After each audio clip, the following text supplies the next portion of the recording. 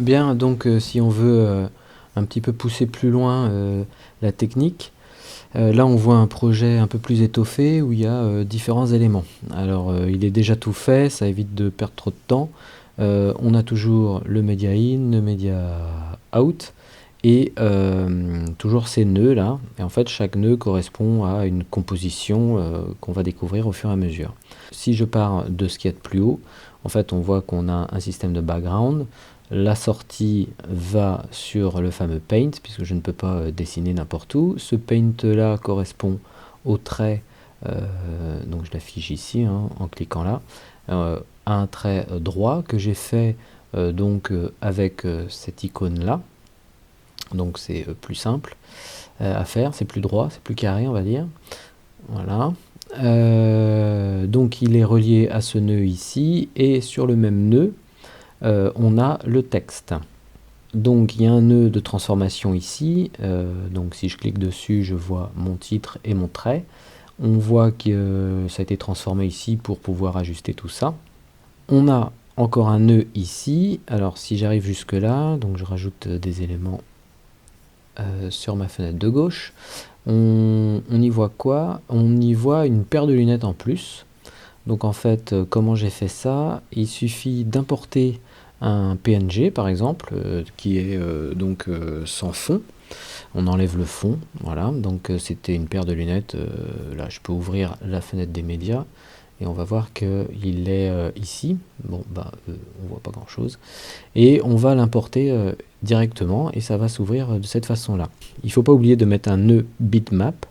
Alors quand on ne sait pas les trouver dans tous les effets, hein, parce que c'est vrai que il y en a beaucoup, soit on fait un clic droit, voilà, et on va faire afficher donc add tool, et on va pouvoir chercher nos nœuds. Alors bitmap, j'avoue que même en cherchant comme ça, on peut y passer du temps, c'est pas toujours évident.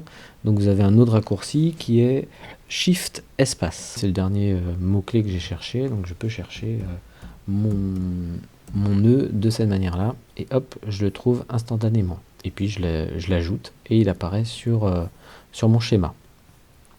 Ensuite, j'ai rajouté un background parce que j'ai changé la couleur du fond et j'ai pris la couleur violette là pour que le fond qui apparaît soit de la même couleur que le reste. Donc c'est pratique parce que par défaut, ces lunettes étaient noires. Pareil, j'ai appliqué un petit calque de transformation histoire d'incliner les lunettes. Voilà, et j'ai relié tout ça à ce nœud qui est ici, qui s'appelle nœud 3. En dessous, il y a encore un nœud, donc si je l'affiche, on voit que j'ai rajouté tout simplement j'ai créé un rectangle translucide, toujours sur un fond. On ne peut pas faire ces éléments-là dans le vide. Donc si je regarde un peu mieux comment ça se compose, ben voilà, c'est un bed rectangle qui a été composé avec cette icône-là. Voilà. Et tout ça est relié sur ce nœud ici. Et donc là, quand je fais afficher, on voit que toute ma composition est là. Et j'ai juste eu à relier ça sur un tracker. On a déjà vu comment ça fonctionnait aussi précédemment. Et là, la petite astuce, c'était de mettre le bout du trait sur les lunettes. Et donc, quand on met en lecture, le trait suit parfaitement le mouvement des lunettes. Alors, il y a un autre effet qui n'est pas réalisé sous Fusion, mais qui est l'incrustation d'un fond. Alors, si je vais dans la bibliothèque des médias, on a cette image ici qui est un magasin de lunettes. J'ai appliqué un effet donc là dans l'onglet montage qui apparaît ici là dans l'inspecteur, un flou gaussien qui voilà, que j'ai paramétré pour faire plus ou moins comme une profondeur de champ. Voilà, j'ai été un petit peu fort, mais bon, tant pis, ça fait la blague. Donc comment j'ai incrusté ça ensuite? Eh bien il faut aller dans ici étalonnage, et là j'ai dû le montrer à certains d'entre vous. On a donc pris la pipette, utilisé la pipette 3D et défini des traits dans le média qui était tout blanc. Ensuite on a nettoyé le cache, donc juste dans cette partie là j'ai un petit peu compensé les bords, il y avait un peu du blanc qui restait. Et donc là, ça a permis de faire apparaître le fond. Donc on voit ici mon cache. Et donc là, c'est l'incrustation des deux. Donc l'image de fond, l'image de la personne qui est détourée et comment c'est incrusté.